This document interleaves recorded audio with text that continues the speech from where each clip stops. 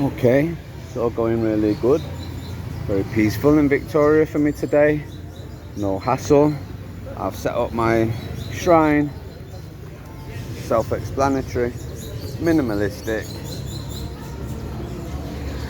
The dominant colour sends the correct message. If you wish to enter a discussion with me today, you wish to entangle yourself with my family in a negative manner, the documentation there.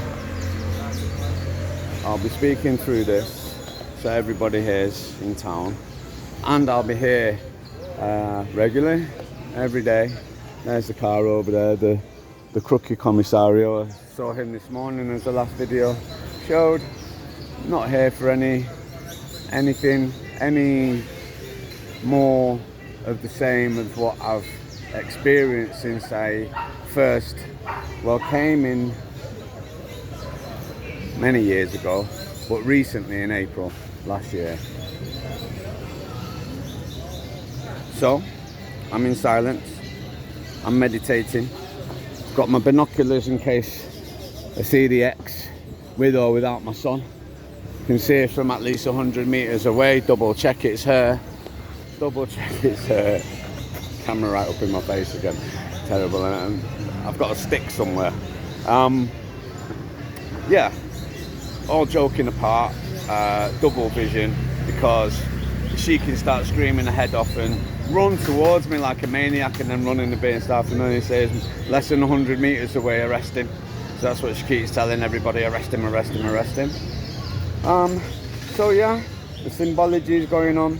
This is the place where the Civil War started in the 40s and 50s, with farmers getting dispossessed of the land, murdered to steal the land, up the top of that mountain from the people down below where it's too hot to plant coffee or to grow coffee.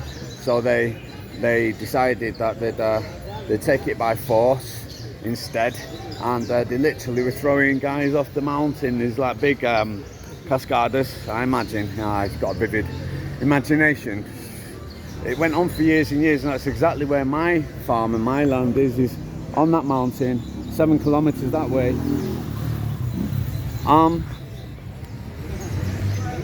I've done other videos where I've gone into the history.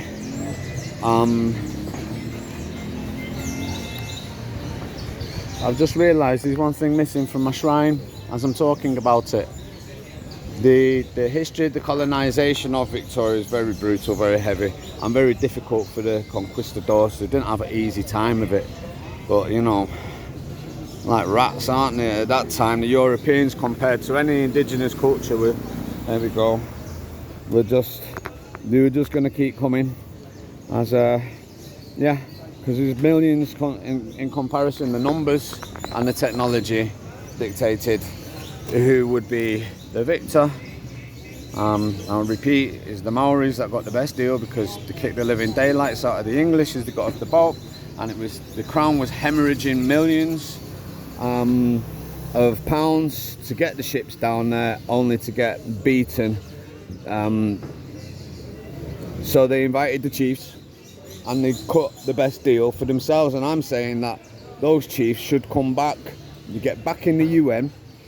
I'm not being bossy, I know my tone sounds like it, but it's a radical idea. I'm only just thinking about it now. A lot of these things, it's just in the flow. I've just had an idea. Why don't all of the chiefs of all of the nations demand the minimum that the Maori nation got from the crown and from the different crowns, basically? Spain, England, in particular Germany, the three biggies, but all of them repatriations. The minimum is, right, we're going to fund the Rivers of Life project. That would be a nice demand. Imagine that, lads and ladies, if we said, right, we want the commons back, we want like that 150 metres along the rivers in all our respective countries, and we're going to build our villages, we're going to plant hemp, we're going to plant trees, and we're spreading out. And all you lot that robbed it from us to begin with, you're all going to pay for it. When he did, the UN especially, they're all one big family, aren't they? It's all the aristocracy. So the plan grows. Anyway, with the carbon credits we get from the hemp, where you get a crop in 4 months as opposed to waiting for 5 years to get your carbon credits in as a nation, that sucks. So that proposal's gone in and it's gaining traction, it's getting legs, it is, and I see it happening. So we've got all this farmland down here from all the rivers. We put a one big line where it's the property of the farmers, and then you can pass through all that land. There's no more fences. You can go for 20-25k on your bike, on your horse, walking, and it's free land for free men and free women and free families. And we own houses as well. Yeah, it's our property. Your house is your house, all right? No funky communism business. No, your house is your house. And yeah, and we're earning really quick from the carbon credits. I think in my proposal I've got 88,000 villages, 33 houses per village. I worked it out on the 9 million figure. I just threw it out there. I like numbers, so you know, I like the 88. It goes into eternity. Once we've got 88,000, we'll have another 88,000 in another 3 years, because that's the plan. 2030, Agenda 2030, World Free Group Colombia, World Free Group El Mundo. The plan is to basically do what the UN said that they want to, or they should be doing, which is getting everybody housed and fed for a start off, right? Everything after that is a bonus, right? So that's it. That's where we're at. I hope I'm still filming, because that was a good rant. I am great. On this camera, if I film from the other side where I can actually see the screen, it goes into 1970s like fuzzy mode. It's terrible. So, and sometimes it cuts out. I found like if I just touch the screen, sometimes it just cuts out, or it can just cut out. So I'll leave it at that. Anyway, I'm happy. I'm in peace.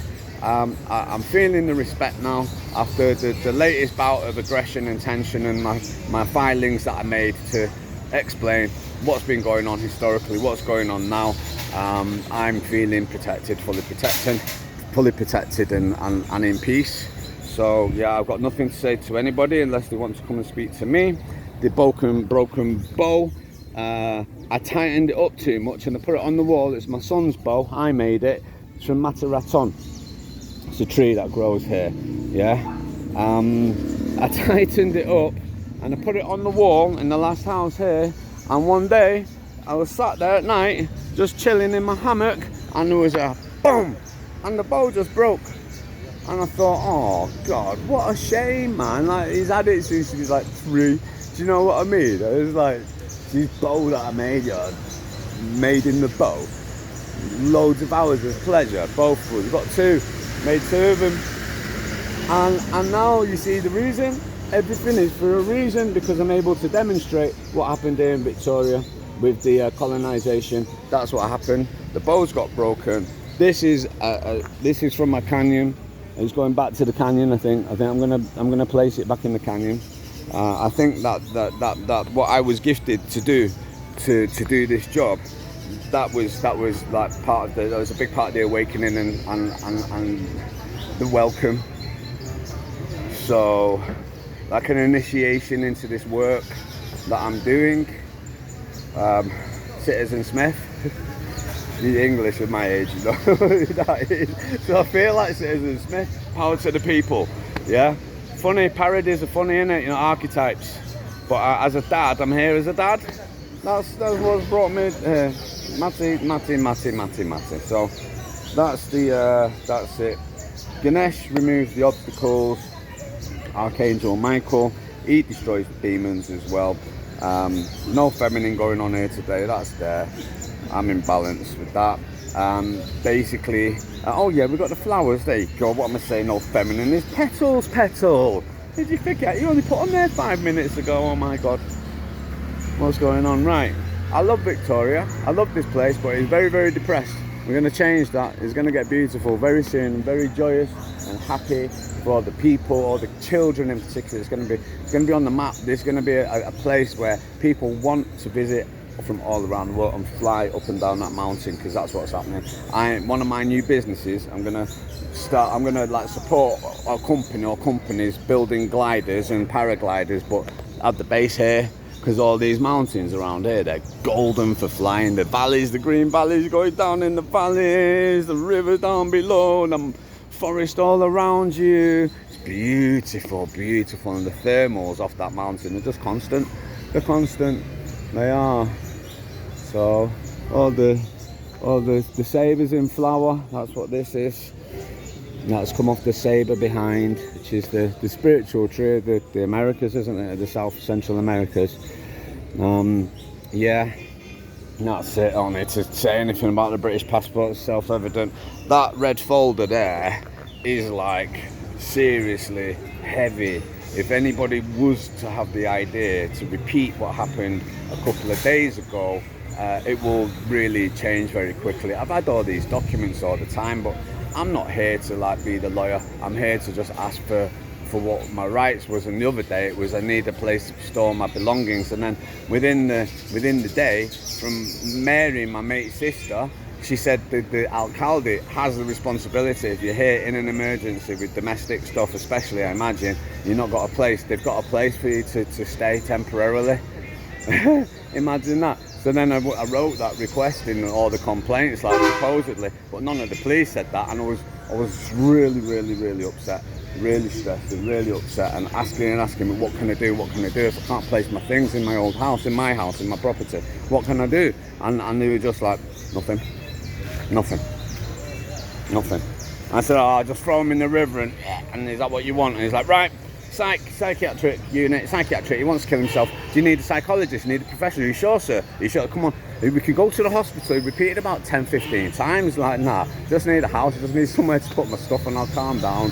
This big horrible frown on my face and the stress in the jaw. Won't be there because you've helped me put my shit in my house. Didn't want to do it. Instead, I got what I got. It's on YouTube. This is going on too. Peace and love, rivers of peace, no more rivers of blood, that's what I say. No más ríos de sangre, ríos de paz, in Victoria, Caldas.